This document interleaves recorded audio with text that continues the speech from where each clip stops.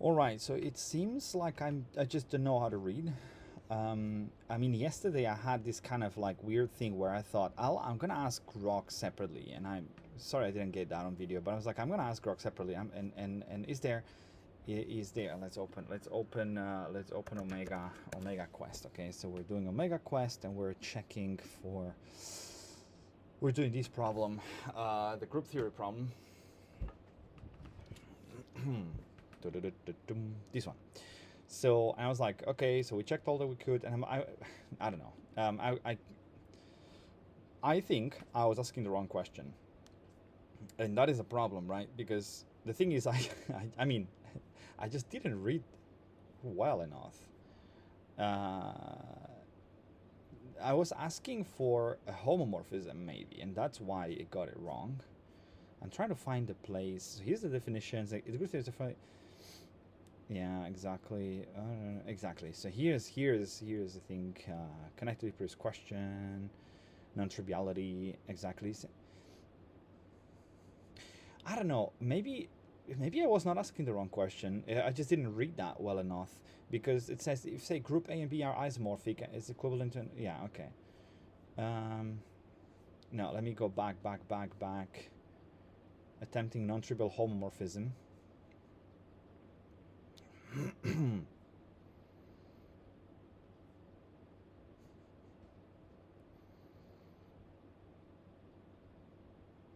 You see, that is the problem. This is what I was not. This allows a non-trivial homomorphism, and that's what I think might have missed. Because maybe let's see. I want to see if this was a Grok mistake or it was my mistake. And again, most of the cases is using Grok 3 actually. I think it's because I was asking about mapping, to be honest here. This for sure. And up here.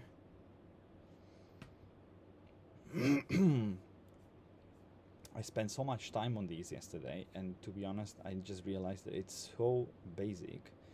Yes, homomorphism. I think I was just asking for the wrong thing.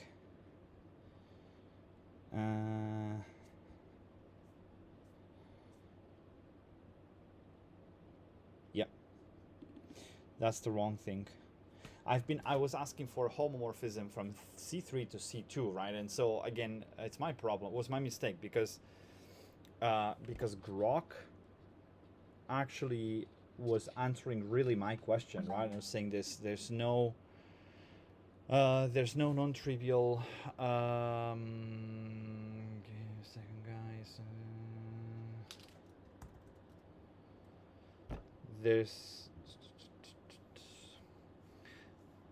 There's no non-trivial homomorphism from C3 to C2, but the whole problem here is I'm going to start a new question, so a new conversation. So essentially, let's focus on the definition of group to group action, right? And how is that defined using homomorphisms?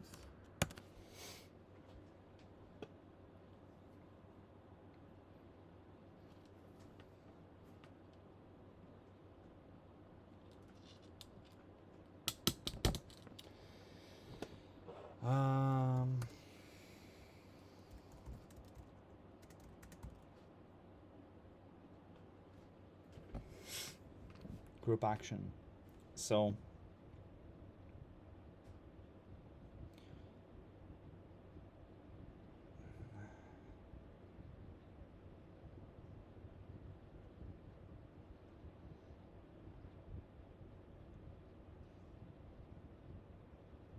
for G, there you go. Moreover, so this is the problem, right? So group to group action. Suppose G is a group acting on.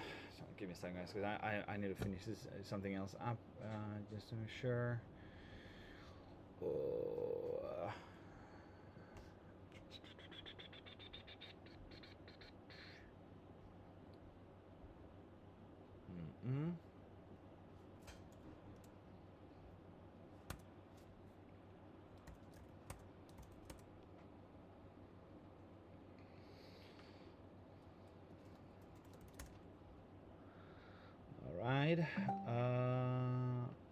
Okay, so and the problem here is that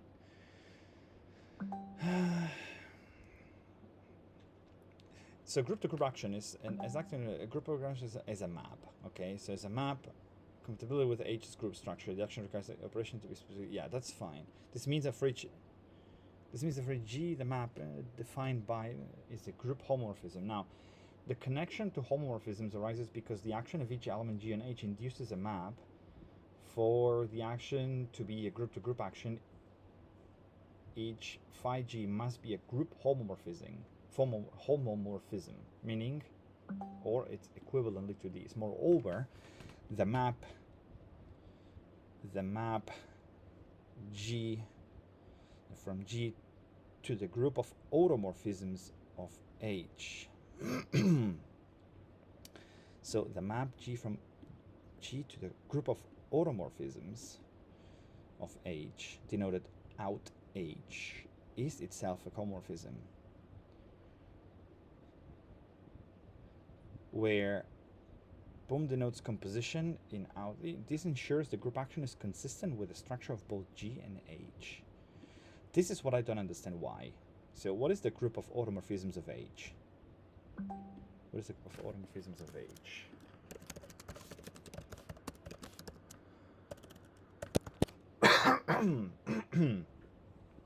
And why do we need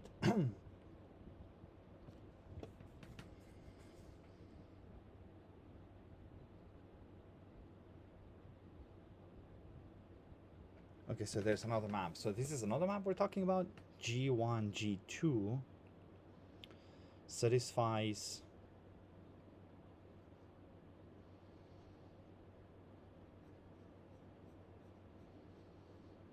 this is what I don't fully understand, and that's the problem.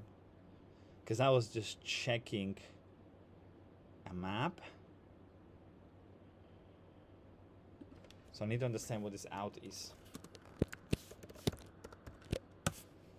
Not out.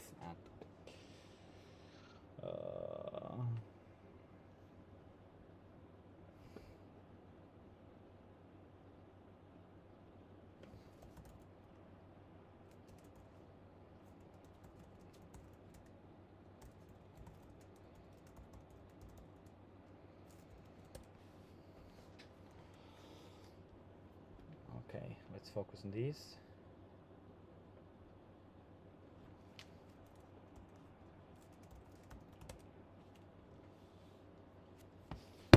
Okay. So the automorphism group of a group H is the set of all bijective group homomorphisms from H to itself. Okay, so the set of all bijective group homomorphisms from H to itself. Isomorphisms from H to H. These are the maps phi H to H that preserve the group operation. So bijective, the map is 1-to-1 and onto surjective, whatever that means. So forms a group under function composition with the following structure and operation. So for phi and then the group operation is a composition. What? Yeah, and the map inverses. Okay, that's automorphism group of H. But how does this? I don't understand why these. What does this have to do with the action?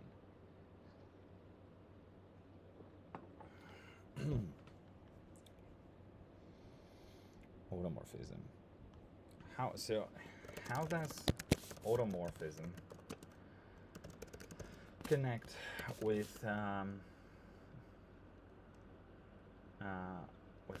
action?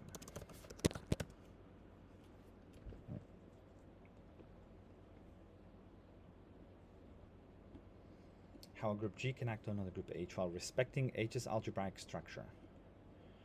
Let's dive into this relationship, building on the definitions from your previous questions.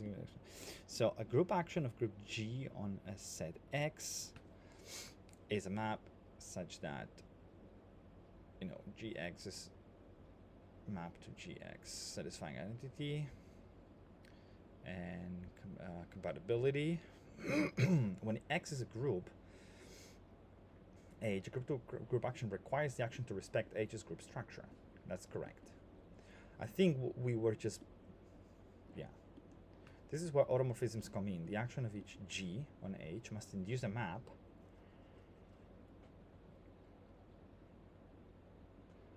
that preserves H's operation.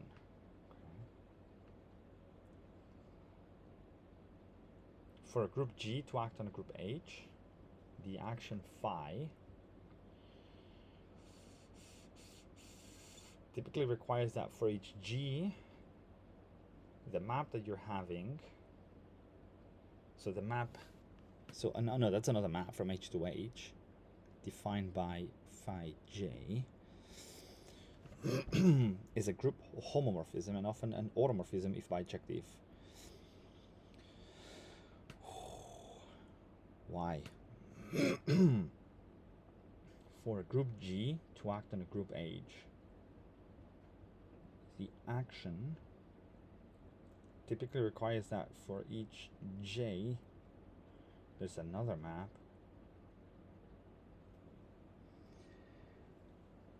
phi J defined by phi J H that equals to G times H, and often an automorphism. I don't understand that, I think. So it requires that a group satisfies that these phi J. Isn't that just telling me that, well, essentially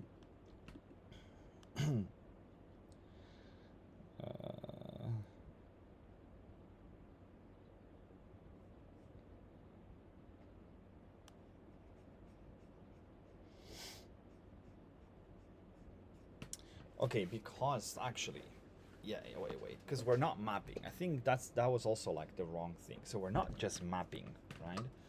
We have a product, like we have, so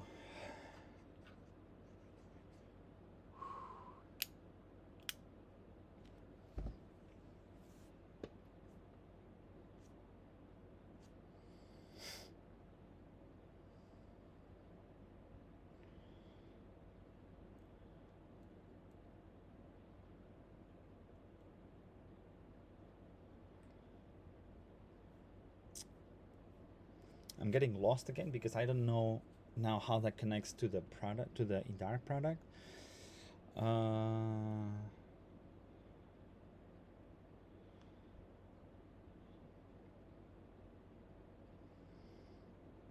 Algebraic structure. That's okay. That's fine. Each element G induces an automorphism. The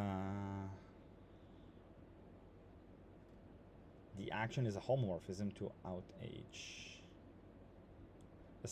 So it assigns each G an automorphism phi G, and the group structure ensures that the action is consistent with G's operation. Oh no, this is too complicated, or too abstract. So let G equal H, the conjugation action for each G, the map.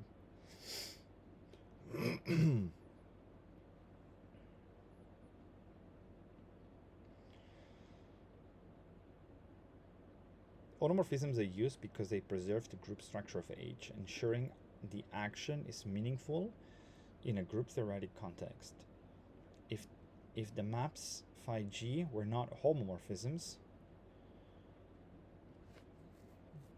the action would not respect H's operation, making it a set action rather than a group-to-group action.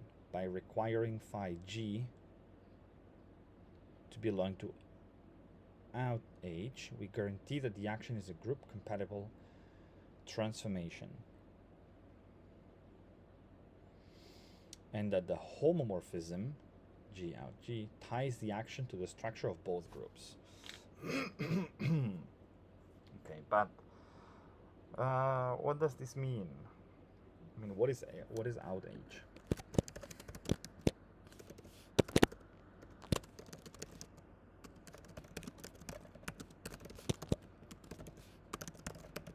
What is out C2?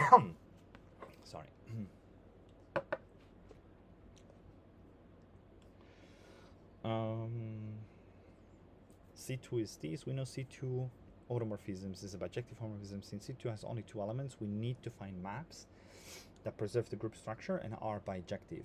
So the identity element must stay fixed. So phi E equals E always.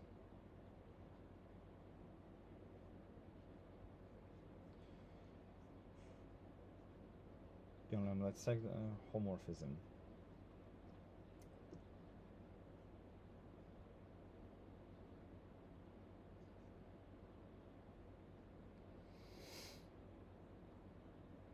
Okay.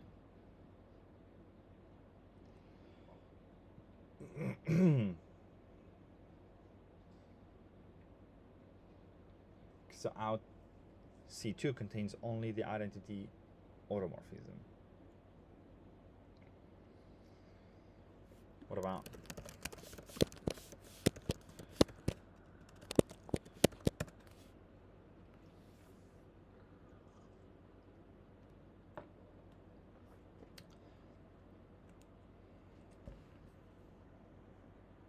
the automorphism group of the cycloid C3?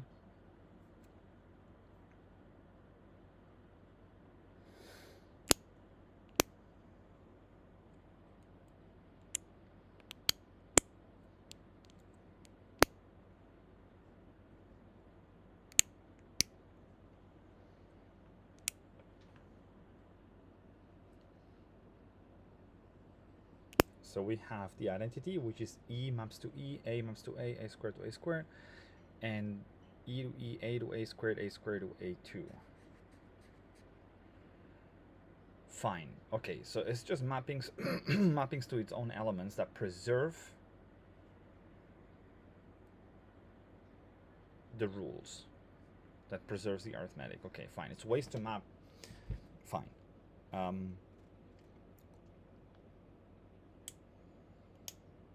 So now if we're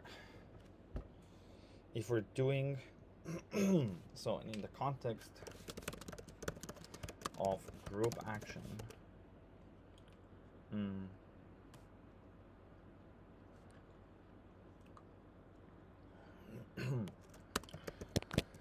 let's say we shouldn't go fast, we should just go auto. Let's say we're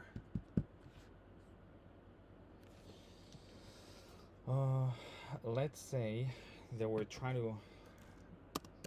are calculating a partial product from C3 from C4 to C3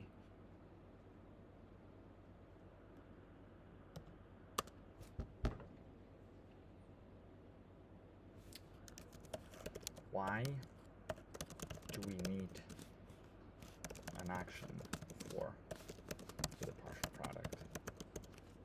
This is just, it's not that we need it, but right, it's part of the definition, I think just the regular product just assumes there's no, the semi-product, sorry, be a group action. So we get a normal subgroup, K acts on H by automorphisms, meaning that there is an homomorphism where the H is the homomorphism group of H. Yeah, the semi-direct product is a group whose underlying set is a Cartesian product with the group operation defined using the action. So you need the action to just basically define what's the operation of this new group, because you could have multiple operations, right? So exactly, so we need the action to define that. Now let's win back to the question here. So we're looking at C3 to C2 squared. Okay, so let's just I think I'm just gonna go through these. Sorry, so let's look now at action from C3 to C2 squared. Give me a non-trivial action.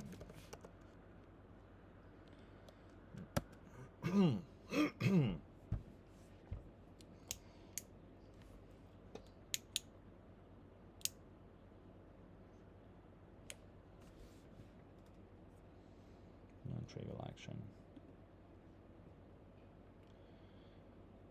So this means we need a map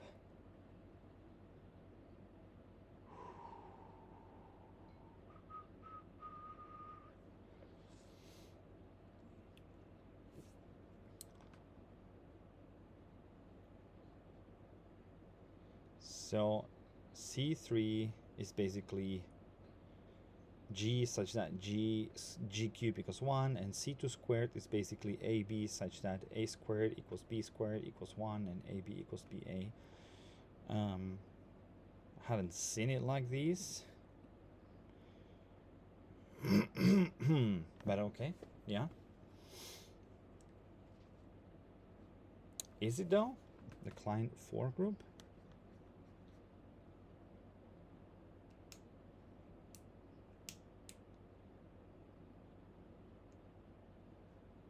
Is it though?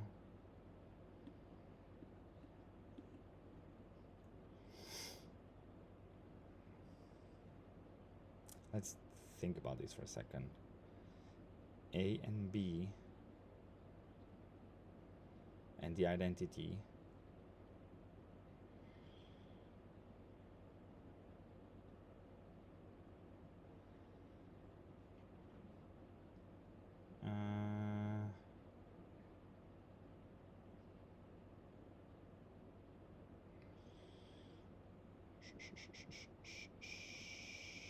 Wait. Is this the definition of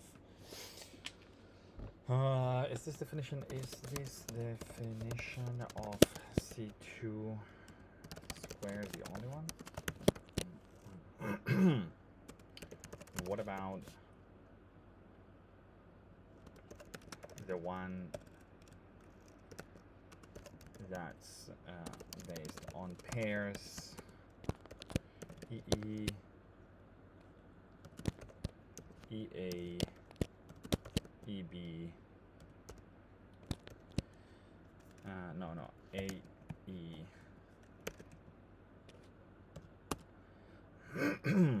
and AA, unless it's just a redefinition of this is 1, this is A, this is B, right? And then, and that's it, and that's basically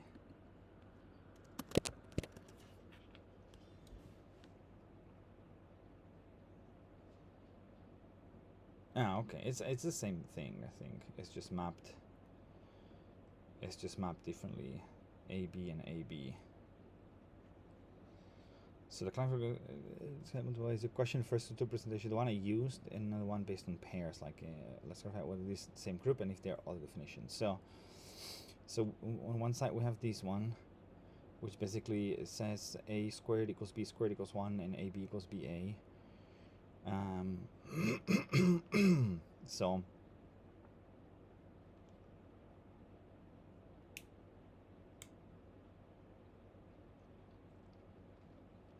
the group has elements 1, AB and AB, right? Okay, yep. I think that's the same. Exactly. Yes. As I said, it's just a direct mapping of like A is this pair, B is this pair, and then this is AB. Yeah, that's just a more compact way of defining it. Okay, let's go back to these. So it says the client 4 group, the automorphism is isomorphic to S3. So what is S3?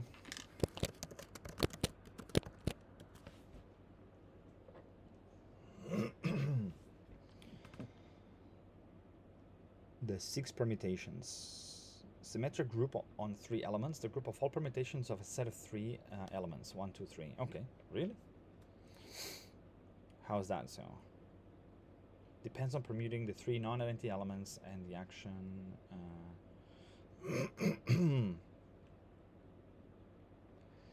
So relabeling A.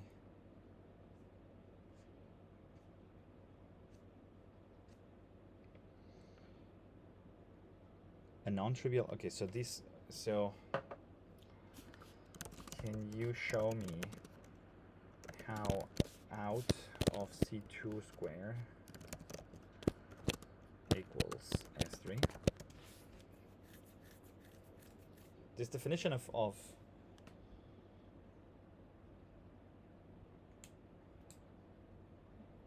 okay, so we have these elements.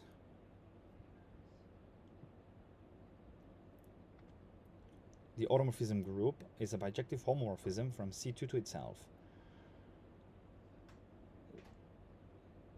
So since C2 squared is a group of order 4, consists of all isomorphisms from 1 to itself, right? To find these, we need to determine how automorphisms act on the group's elements, particularly the generators, while preserving the group structure. So we're looking for the set of all mappings, the set of all mappings. How can you remap the elements? Preserving the structure, right? So this is so tricky.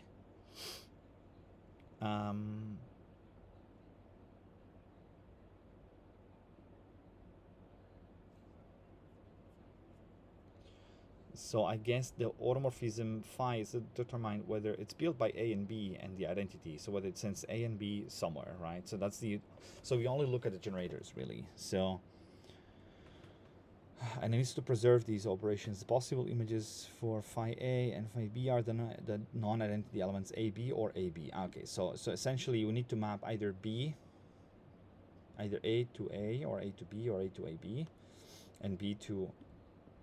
So we're mapping the generators to the elements.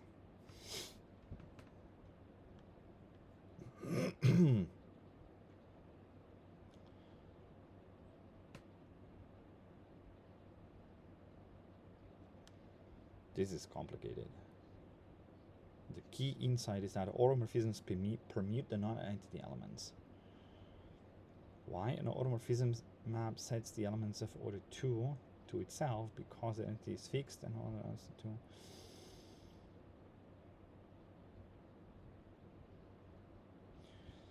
Can the automorphisms? Since there are 3 non-identity elements, the number of possible permutations of AB and AB is 6. So yeah, so these are permutations of 3 elements. So that's why they say it's isomorphic to S3. It's fine. I don't need to dig into this too much. I'll go into that probably later, maybe never again. But okay, I understand that.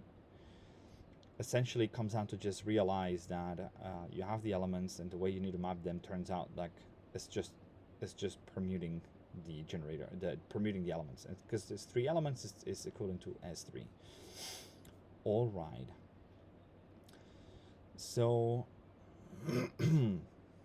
the action.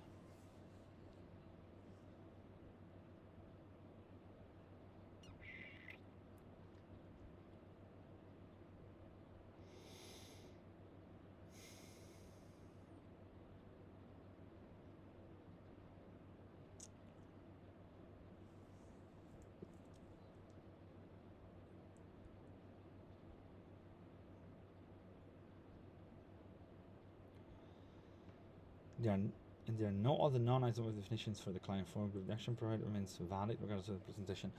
So, no, okay. I need to go back here. So it says here basically that has order 6, a non-trivial group action of C3 on C2 square by automorphism corresponds to a non-trivial homomorphism from C3 to out C2 square. So if you define phi G to be the automorphism that cyclically permutes the non-identity elements.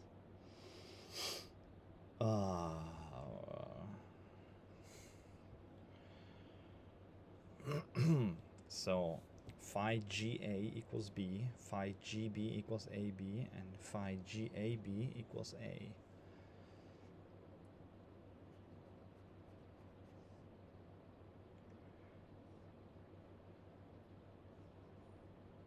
So this preserves the phi.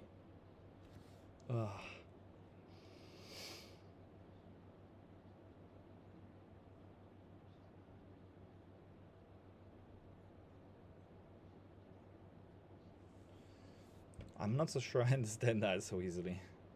This satisfies matching the order of G, and it's non-trivial since it's not the identity. Yeah. The action is given by H times X. equals phi h x for h in C3 and x in C2.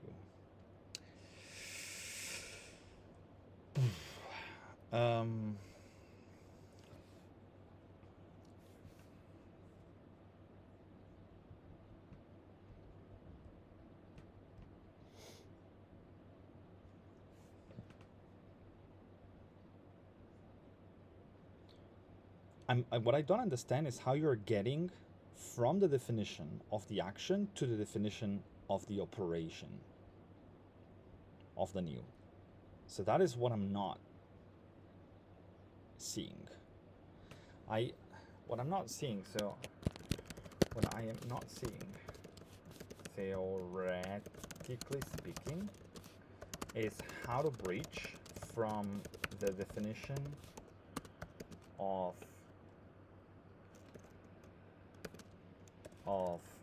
a specific group action to the operation of the new semi-product group. Can you shed some light in there?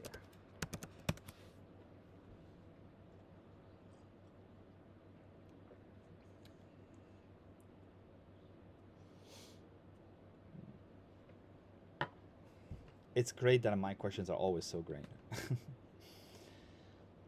So recall the group action. A group action of H on G is equivalent to the homomorphism H to the automorphisms G.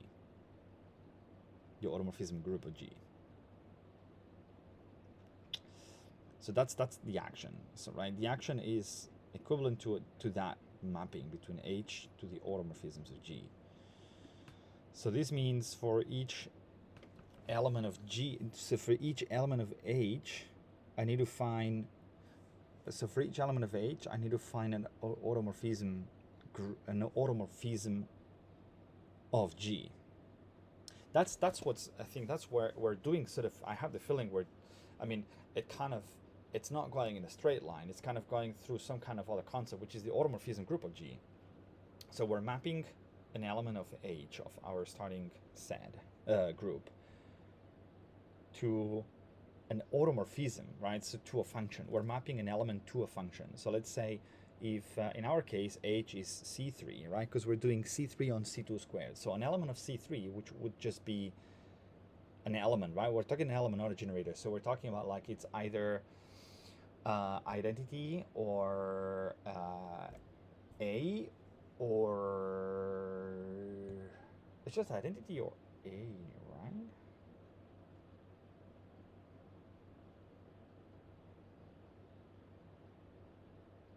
Yes. An A squared. Yes. Identity, A, and A squared. There's three elements. Because A cubed is identity.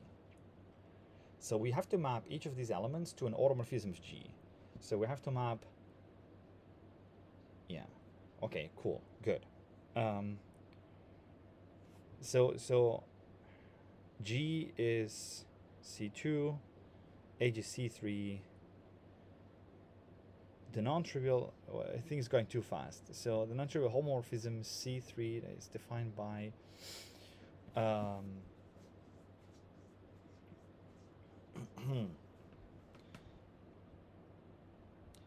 is it just telling me in this case that there's only one non-trivial homomorphism in this in out G, right? Out G has two. One is the identity, one is the, yeah, okay. It's defined by phi G being the 3-cycle permutation of the non-identity elements. Okay, maybe let's step back one step from the concrete example. Don't use a concrete example. Stay a bit abstract for a moment. Step 1, map each element of H to an automorphism of G. Step 2, question mark. I I'm struggling to understand it. So step one, given to group Gen H, the group H is automorphism divided by this. So where is the automorphism group of H for each H in big H? There is basically a phi H, which is an automorphism of G, which means that phi H is G to G, is a bijective homomorphism that satisfies the operation. Yeah.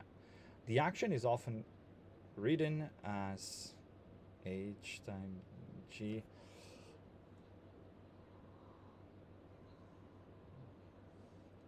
This notation confuses me a lot, actually.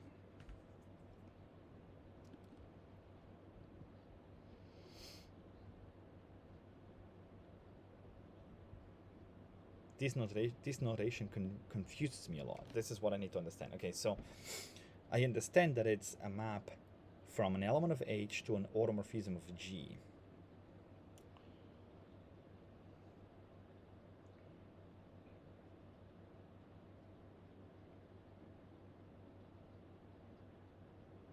Phi.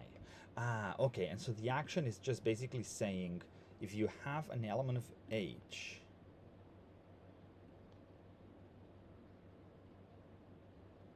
that's how you're defining, right? So if you have an element of H and you want to operate it with an element of G, because an element of H with an element of H, I guess what you preserve that operation. You preserve the original operation. I don't know. So if you have an element of H and you want to operate it with an element of G, this is the same as taking the homomorphism of H that you have just mapped for G. No, that you have just mapped for that element. Yes. So that element phi G, phi H is an automorphism. Phi H is an automorphism of G. So you're applying that. Okay, you're applying that. Yeah, that's what it means. Then you're applying that automorphism to G. So the operation between G and H, the operation between H and G, essentially. Okay, wait. I feel I'm almost there. The operation. So the reason you're mapping that is you're saying for each element of H, I'm gonna pick an auto mapping of G. Like a mapping to itself of G, right? And so the operation between an element of H and an element of G is generally defined as I'm taking that automorphism that I mapped H to, and I'm applying that automorphism to the element G that I'm operating. Okay. And that's how you're bridging. So that's how you're bridging the operation between an element of H and an element of G. That's how you're defining. And in this case, you're just picking one. There's multiple options sometimes, right? So obviously you just need to pick one. Okay, that makes sense. That's how you're bridging and that's how you're defining an operation, the operation between elements that belong to the two different groups.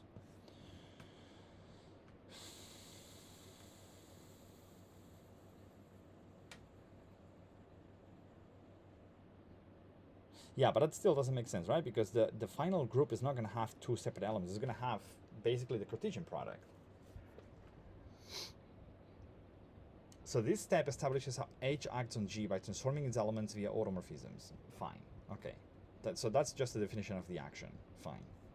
You're picking an automorphism for each element of H.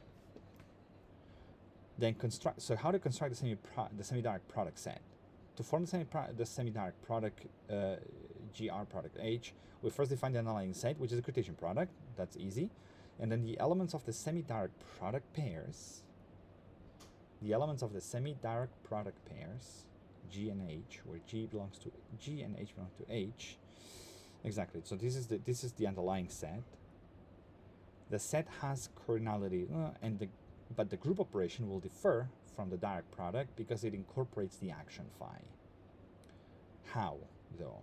The key breach is defining the group operation using the action phi. The multiplication of two elements, G1H1 and G2H2, is basically, oh, okay, that's what I needed. So it's basically, oh, this one is a tough one. So you take G1,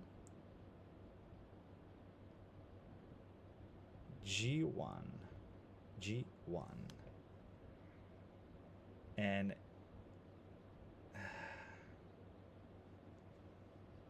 then the homomorph. Okay, and then there's a like this is the whole thing here, right? So G1, this is complicated.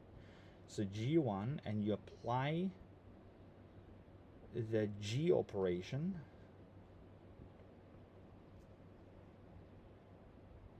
on G2, but you don't do that. You transform G2 as per the automorphism that is assigned to H1. So this way you're defining how H is affecting G, because essentially this H1 is defining what G2 maps to, because G2 is not going to be G2, is going to be something else, because you've picked an automorphism of G and assign it to H1, correct? And then you do H1 and the product of H2. Why? Okay, it's just that. It's just that. Because H acts on G, so you don't care about H. H is like above, right? H is like more powerful, so you don't care about H. H just does the operation of H, and off you go. But G, obviously, you're not going to do the operation of G. Well, you can do the operation of G, but you have to see how that is affected by how is H influencing that, right?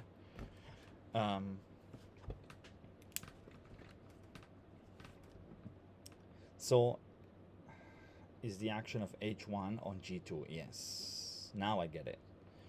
This operation is the critical step that internalizes the action. That is what internalizes the action. Okay, verify group axioms.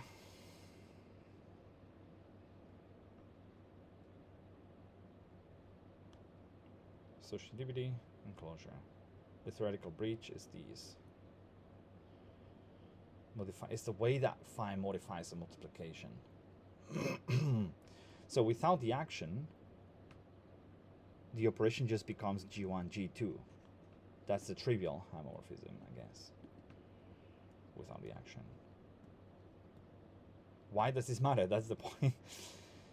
So the semi-direct product is a way to construct a group that combines G and H while preserving the action of H and G. It's a special case of a group extension where the short exact sequence is 1G, G, G, G, G, G.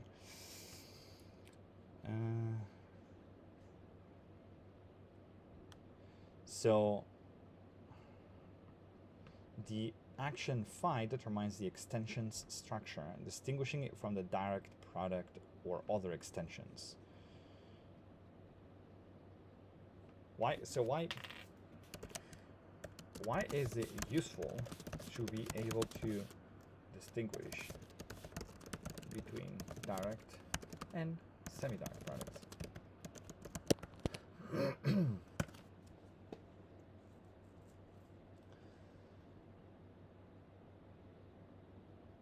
Different ways to combine groups. Yeah, okay, fine. It's a different way to combine a group. Yeah, okay. But I'm not so sure. This combination feels a little random, because essentially what you're saying is just multiply. I think could it be that this is related to just a specific choice of how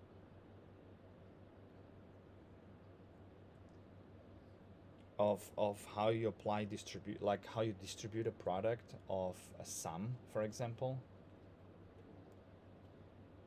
or how you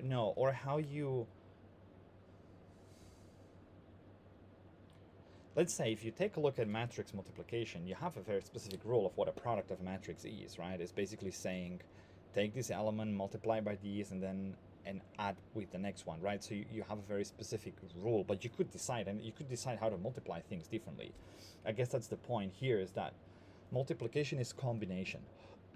Because multiplication is combination, you kind of have different ways of, of defining that. So I guess that's what it means. It just means multiplying, or the general concept of an operation is how you're going to combine the elements. Yeah. So these basically, using the automorphism lets you basically define, different ways to map. This is very convoluted though. Whoever came up with these is just, it's very crazy actually. Anyway, I think I'm going to stop it here for today. We have learned one thing, which is we have actually finally understood the semi-product. We have understood the semi-product, I think, to the extent that now I understand what this means, which is C3 to C2. We need to combine these two elements. There's only one non-trivial way to do that. And I need to understand what is that non-trivial way of doing it, which is basically a permutation, right? So what is this then telling me is that to construct G, we need to do it in a way that the action is induced by these, right? Because ultimately we want to construct G. So we want to construct G, which is the Cartesian product of D and S, but then it has the operation defined by that. So good luck. How is that then done in SymPy? This is going to be a fun one. But the next would be, how do we do this induction, right? So the next step would be, I'm gonna rephrase these two. I don't know. Alt. next.